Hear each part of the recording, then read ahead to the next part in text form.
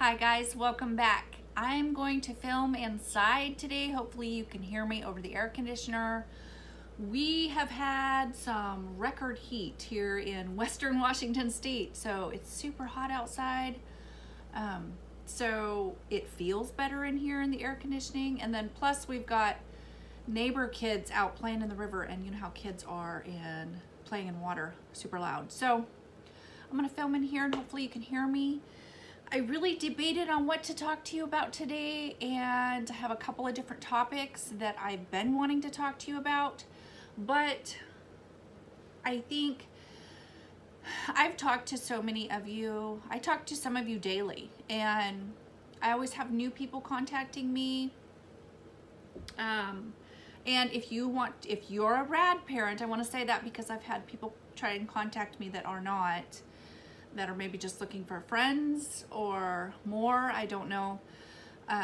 If you are a rad parent or in a parenting role of a rad child, please feel free to contact me. My name is Tina Louise Golick. You can find me on Facebook and message me through there. But yeah, I always have people asking me my story and how long I've been a rad mom. Most people think that my daughter is adopted. Most kids with rad are adopted. I am a step parent of a rad child, so my daughter is not adopted. So I just thought I would take the opportunity today to maybe just give you a quick version of my story. My name is Tina. My husband's name is Mike. We actually met in middle school, so that's where my story starts, believe it or not. We had a couple of classes together. My sister was actually in love with him, as much as a middle schooler can be in love. For a couple of years, they were friends.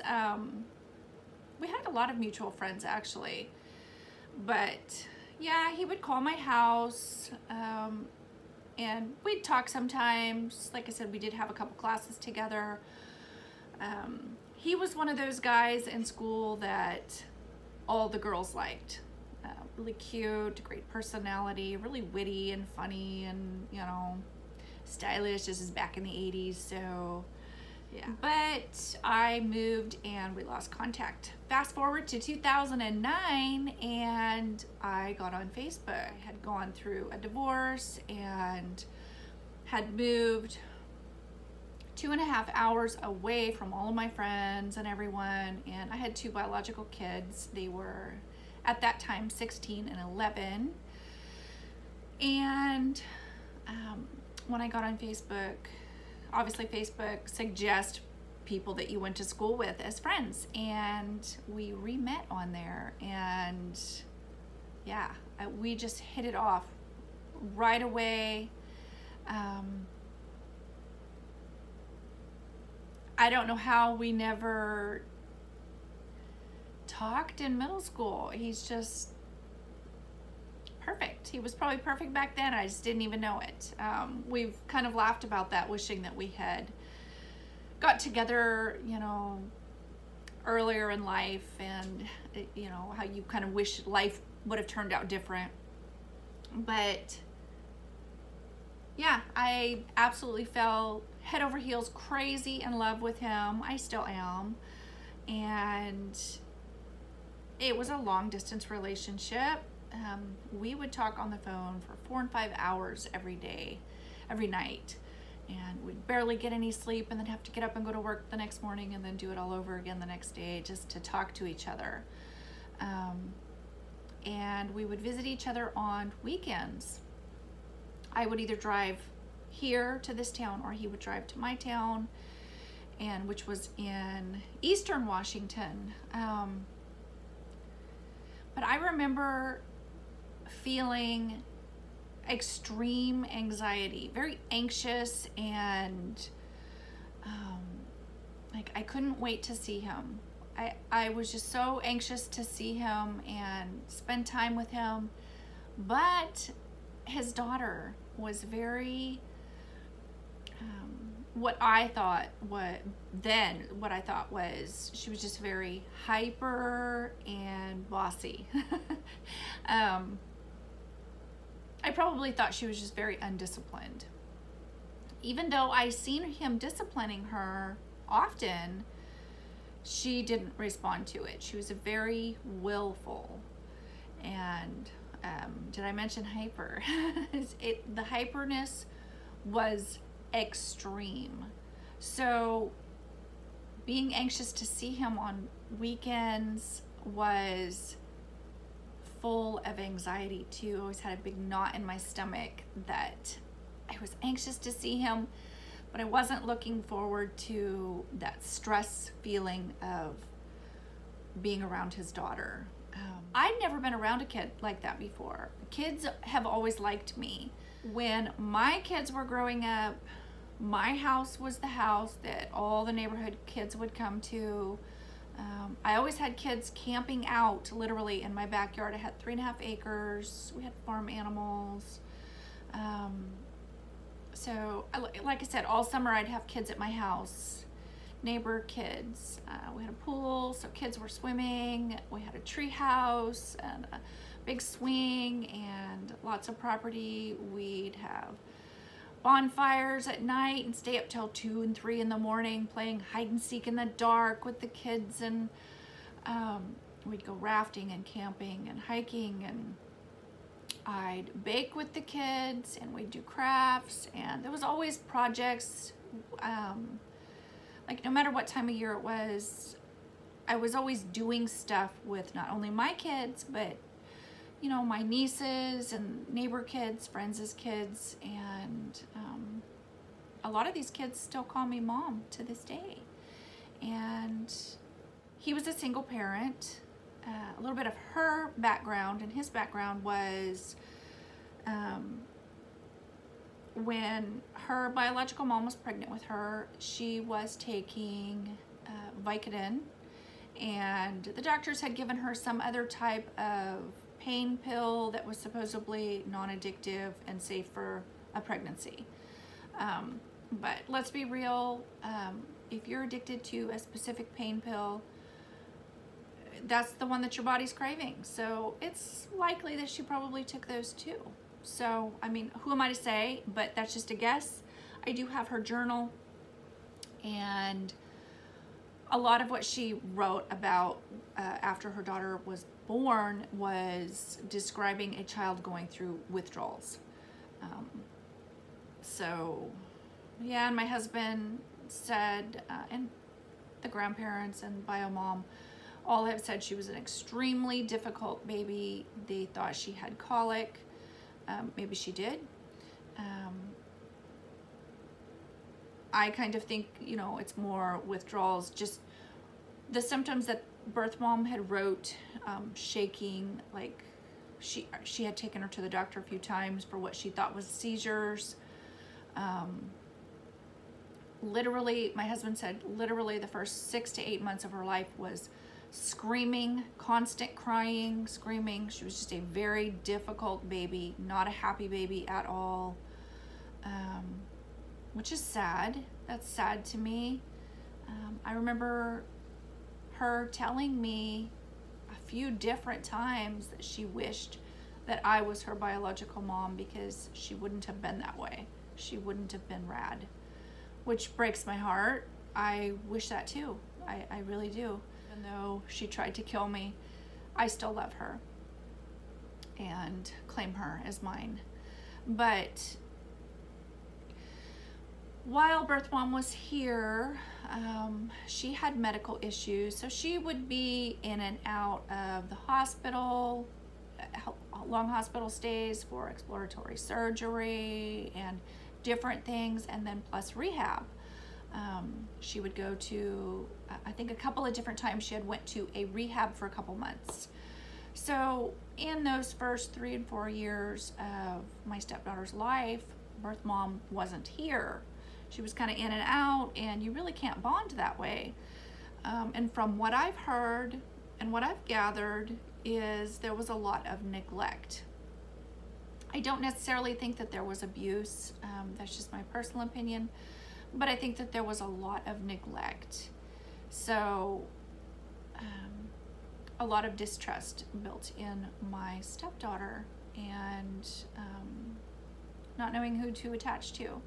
And the person that she did attach to was in and out. So even looking back through photos of when she was a baby and toddler, you can see there's no attachment. You can see it. There's a disconnect between mom and baby. So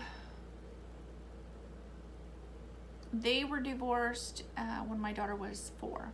My husband had to raise this child on his own as a single dad and run a business. He owns a hardware store. So he had to, be at work 12 hours a day and with this toddler. So she spent a lot of time in daycare and with grandma, and there were random visits with bio mom. And when I say random, it was consistent for maybe a month or 2, and then birth mom would drop out of contact for months. My husband and I dated for a year, and there was no contact. She didn't call, she didn't come and visit her daughter, nothing for an entire year. And I remember asking him, where's the mom, and then all of a sudden she just shows back up, and then she'll be around for a while, maybe a couple months, and then she's struggling with her own addictions, and that's meth and heroin. So, not having a lot of consistency there with contact, I think that really contributed to my stepdaughter's, young child years of wanting mom and not being able to rely on her. There was a lot of, I'll call you on Wednesday, and she wouldn't call for 3 months after that. Or saying, I'll come and see you at 10 o'clock and not showing up until 6, if she showed up at all. So, those are just random examples. And that was the consistent relationship, was random. A lot of false promises, a lot of I'll call you and not calling, a lot of I'll come and see you and not showing up, or calling for months or up to a year. So I think my stepdaughter built up a lot of anger towards mom. And so here I come along when she's 8 years old, and she's already has a lot of distrust for anyone with the title mom, which is any rad kid. So we didn't even know what rad was, never heard of it before. Although I did see a movie in the 80s, and I've talked about that before, and it was Child of Rage. And I remember watching that as a teenager and thinking, wow, that's crazy. I came here when she was 8. When we were dating, I remember thinking, this kid is the most hyper kid on the planet and the most stubborn kid. I had never seen a kid more stubborn and hyper in my life. I figured she was just struggling, adapting to, this woman coming in her dad's life, and she's got 2 kids, and, I was willing to take all the time that she needed to adapt and adjust, and I wanted to make it easier for her. Growing up on such a strict routine with her dad having to go run a store, and then her going into daycare all the time, once my husband and I married, which I don't even know how we continued to date, because I had broken up with him at one point. His daughter was just too hyper. I remember being embarrassed in a restaurant once, early when we were first dating. We had went to a restaurant. I was meeting my sister. We were going to do karaoke that night, and my husband had to work the next day. He was just my boyfriend at that time, but he met me there, just quick little, long enough for dinner. And then he was going home to go to bed, and I was going to go karaoke with my sister. But yeah, in the restaurant, this 8-year-old kid was so loud, crawling under the tables from one seat to the next, crawling over the booth to the next table over, crawling under the table over there, going over to the tables over here, standing on the tables, scream laughing. I don't know if you know what that is. Those kids that are like forcing themselves to laugh. It's not real. It's very forced. And it's so loud it sounds like screaming. That's what she was doing inside the restaurant. And I remember the waitress looking at me like, you need to shut your kid up. And it took all of my strength to not blurt out, that ain't my kid. My kid would never act like that. And he disciplined her. It's just, she was just unresponsive. She was very controlling. She wanted to be in control of him and didn't want to mind what he said. So if he started to discipline her, she would get louder and exaggerate crying and exaggerate screaming and just really, really loud. But then again, I remember her leaning over and whispering in my ear, don't think he's going to spend any money on you. What 8-year-old says that? I remember thinking that was so strange. And he asked me, what'd she say? And I told him, and he just kind of, that was weird, you know. Yeah, that was really weird. What 8-year-old would say that? But she would always say weird things like that, usually when he wasn't around. Like she would question what I was wearing. Like, are you gonna wear that to church? Is that what you're wearing? Or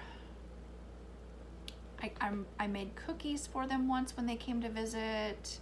So I knew, you know, she's 8. I wanted to make cookies and made these cookies. And her response when her dad wasn't in the room was, I don't like cookies, Tina. That's how she would say my name. But not when her dad was around. Very hyper, very accusing. She was always accusing my kids of doing stuff.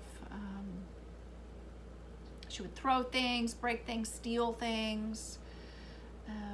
But anyway, somehow we ended up getting married. And when I moved here, all of that escalated. Instead of getting easier, I wanted to be able to give her time to adjust. She was only 8 years old. And I wanted her to be able to experience summer like a normal kid. She had spent her time in daycare. So I wanted her to know what it felt like, you know, just like all those other kids that neighborhood kids that would come to my house. I wanted to give her all those experiences. I'm big on childhood memories. So I wanted my kids to have good childhood memories, and I wanted to be able to give that to her. I knew she had a hard time up until that point. So I wanted to give her good memories. I wanted her to be able to just know what it was like to sleep in on a weekday, you know, at summer, and stay up late and lay out eating popcorn under the stars and just looking at the stars and pointing out, there's a satellite, or, you know, oh, there's a shooting star. Playing hide and seek in the dark, going swimming in the middle of the day in the summer, and having picnics and doing crafts and baking together, and just, you know, all those things. I wanted her to have some normalcy, and I thought that over some time she would calm down, I guess, and relax, and she never did. She kept growing worse and worse, and that's where I brought in the stubborn. I had never met a more stubborn kid. She didn't care what consequence her dad would give her. She didn't care if she didn't get dessert. She didn't care if she didn't get dessert for a year. She didn't care if she had to do chores every day while the other kids were swimming. She didn't care. If she didn't want to make her bed, she was not going to make it, and no one was going to make her bed. She didn't care what the consequence was or how long it was, because she had made up her mind no one was going to tell her to make her bed. And that's just an example. It was just, everything was a struggle to brush her teeth, to eat. I remember the staring. That was so weird. She was constantly staring, mostly at me.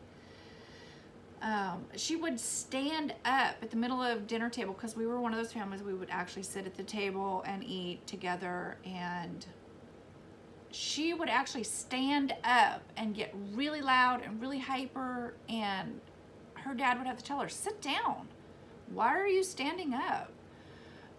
It was just all of these weird clues of something's not right. Yeah, all of the years of teachers saying that she was strong-willed and hyper bullying kids in school, claiming to be the victim. Oh my gosh, the public school stuff. I'm trying not to make this video too long, but playing the victim in school. She would throw her lunch away every single day and claim to the school that we were starving her. Like, come on, people. She didn't look like she was starving. Why? What was the point? It's just, none of it made sense. Why would she do that? I mean,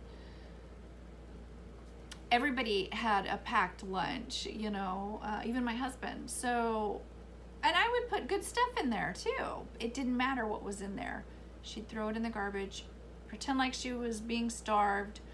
She had, she was charging lunches at school, racked up a bill, lied to us, told us no. I mean, I can't tell you how many times I went in the school to put blocks so she couldn't charge it. Somehow she'd always find a way to get around it. She had like a 6-month bill for charged lunches, and we were like, what is this? And she's like, I don't know what that is. I didn't do it, you know. And she was very convincing at lies. Convinced the lunch ladies that we were starving her. Had worked out something where she was helping in the kitchen to get food so she didn't have to eat what I fixed her, which is a common RAD thing, but I didn't know what RAD was then. So how we ended up getting the diagnosis was, I think, around 10, I'm guessing. Just a regular well child checkup with her regular physician. I'd taken her to the doctor, and I think it was like one of those before school type things. Took us aside, and after checking her and talking with her, and told us, you know, she has bathroom issues that aren't normal. Pointed out, like actually had us look and pulled her pants back in the back and had us look, you know, she's not wiping, and it's like smeared up the back side of her, and which I knew from her laundry, that her clothes would have to be rinsed out separately from the rest of the laundry. But yeah, the doctor said she thinks that there's something more going on. This kid has issues, basically. Told us that she needed to see a psychiatrist. Her regular physician told us. So, and they also did some other tests on her, and we found out that she did have a small spina bifida. And the doctor said it was likely a birth defect from the drug use in the womb. So, but it wasn't causing the bathroom issues. She didn't have problems running or walking or anything like that. That was not the cause. It was psychological. So that's when we started taking her to psychologist and psychiatrist and therapist and family therapy, and we ended up sending her to a treatment center for 2 years, specializing in RAD. And we've gone through every doctor, every therapist, every specialist that you can possibly think of. We ended up getting help from CPS. They offer different therapy. We actually had 2 different programs. I can't remember the name of them off the top of my head, but 2 different programs, each lasting for, I think, 3 months. The therapist would actually come to our house weekly, and one of them would come 3 times a week. Two of those times was for like family type therapy, and then 1 day a week she would take my daughter with her and they would talk alone. And she actually put in her report to watch out for poison in our food or drink. She told us to lock up cleaning supplies because our daughter had been joking with her about poisoning us. And that was the summer before she actually did it. So, and she had done it that summer. She had put Comet in our coffee grounds because our coffee's on a timer. So we make it the night before and then it automatically comes on in the morning. She had put Comet in the coffee grounds that summer, and then joked about it with this therapist, and the therapist was concerned about it and told us to lock up the cleaning supplies, and I didn't. I thought there's no way she would do that. She did. So she no longer lives here. She went to jail for poisoning us. She pled guilty. She admitted it. When the police arrested her, I wasn't there, but my husband was. When the police arrested her, they asked her, "Did you do it?" She said, "Yes, I did, and I don't regret it." And they asked her why she did it, and her answer was, "I know this is gonna sound weird," that's what she told them, "but I did it because Tina's a good mom." So that's rad. That's totally rad. She pled guilty in court. Actually, they were gonna force us to bring her back here. I was willing to, because she took responsibility for what she did. And that meant something to me. That showed me she was ready to take responsibility for it and work towards changing or something. It meant something to me. But then later she denied it, and that just really changed our entire view. Just recently she sent my husband a letter. He doesn't even want to respond to her because she takes no responsibility for what she did, doesn't even mention it, and acts like nothing happened. She told my biological daughter that she didn't do it, that we just had the flu for 3 months. If you knew the symptoms that we had, my husband was actually losing the use of his legs. He would stand up and his legs would give out. My niece was doing that too. I luckily didn't have that, but I did have weakness in my limbs, and my doctor said that I have permanent heart damage, permanent organ damage. I'm not claiming it, but yeah, it's all in the medical reports. Once we knew what she had used, they could test us for it. So her saying she didn't do it when there's medical proof,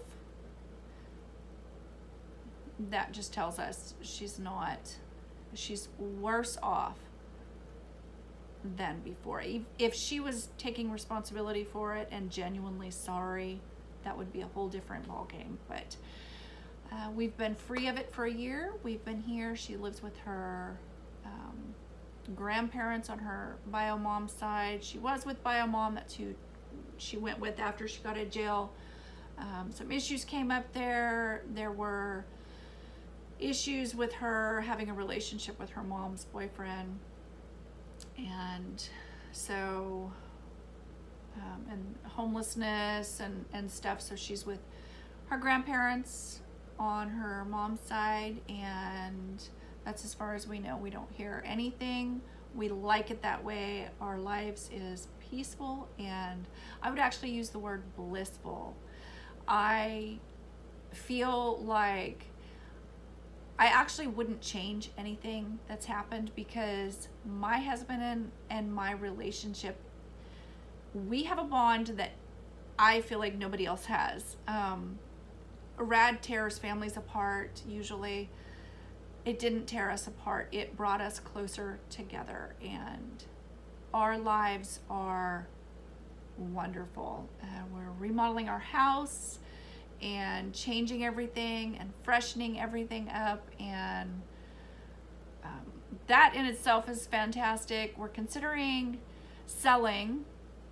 Some other things are happening in our lives, so we're really considering moving to a whole nother part of the country, and I probably won't ever say where on here, because we would just like to be we'd just like to just disappear where no one knows her or anything about her or our history or anything, and just kind of just live our lives happy. And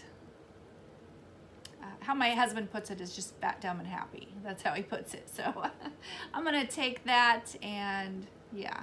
So anyway, that is the shortened version of my story. Absolutely love hearing your guys' story, so don't hesitate to comment below or find me on Facebook. And I'm also on Instagram, so you can find me on there too. Anyway, I hope I answered some of your questions, and so yeah, okay. Anyway, you guys have a great day, and I'll talk to you next time. Bye-bye.